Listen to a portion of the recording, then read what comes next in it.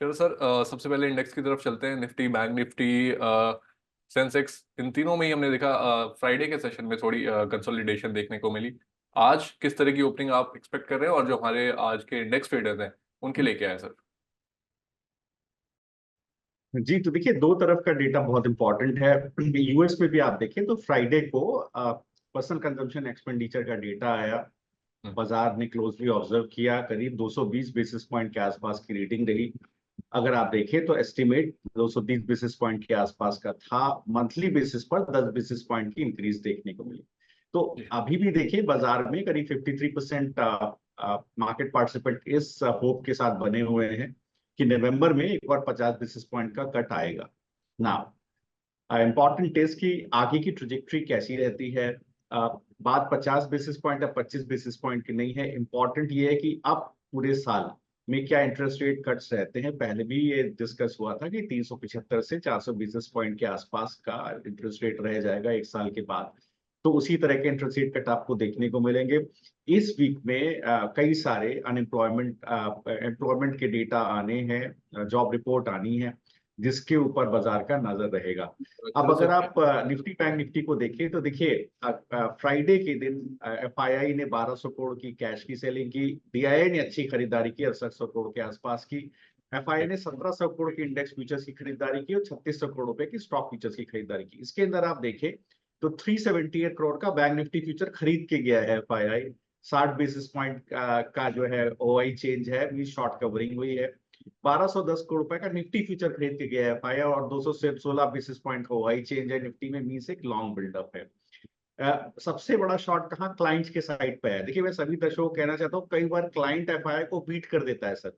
देखिए, पिछले कुछ दिन में यही देखने को मिला है, एफआईआई की पोजीशंस को क्लाइंट ने शॉर्ट साइड लॉन्ग साइड पर भी बीट किया है, और कल फ्राइडे को शॉर्ट साइड पर भी बीट किया है।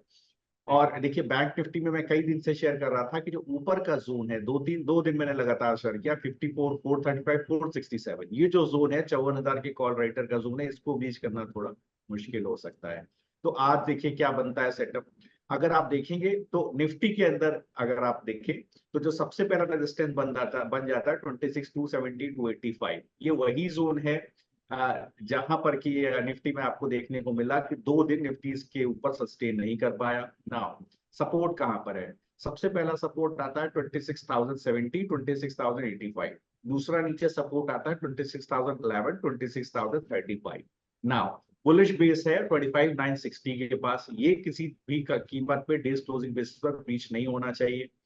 अगर मान लीजिए जिस तरह का सेटअप है, जो एफआईआई खरीदारी करके गया है, मुझे लगता है कि करीब 26, 115, 160, ये जोन आप थोड़ा सा ध्यान दीजिएगा। अगर इस जोन पर आपको शॉर्ट कवरिंग दिखे तो आप लॉन्ग ट्रेड ले सकते हैं। सिमिलरली आप बैंक निफ्टी में देखेंगे तो क्या देखने को मिला है कि अब जो जहां पर 54,010, 54,068 है, वहां पर एक बड़ा रेजिस्टेंस आपको बनता हुआ दिखाई दिया है, क्योंकि यही जोन कल इसने तोड़ा है, बड़ा सपोर्ट जोन था। और नीचे की तरफ देखिए, मैं लगातार एक जोन आपसे शेयर कर रहा हूं, वो है 53,792, 53,741। ये नहीं टूटना चाहिए अगर हमें बाय ऑन डिप्स का व्यू इंटैक्ट रखना है तो ये एक बहुत बड़ा सपोर्ट हो जाता है आज के लिए। अगर ये ब्रीच होता है तो नीचे की तरफ आपको 53,505, 580, और फिर इसके बाद 53,357 का जोन भी मिल सकता है गिरावट में, क्योंकि वहां पर 10 day exponential moving average placed है। सभी दर्शकों को मैं कहना चाहता हूं, जब कभी भी ओवरबॉट हो जाता है निफ्टी या बैंक निफ्टी, तो एक पुल बैक आता है मूविंग एवरेजेस की तरफ। तो मूविंग एवरेज का सपोर्ट 53, 357 के आसपास ही आपको देखने को मिल रहा है।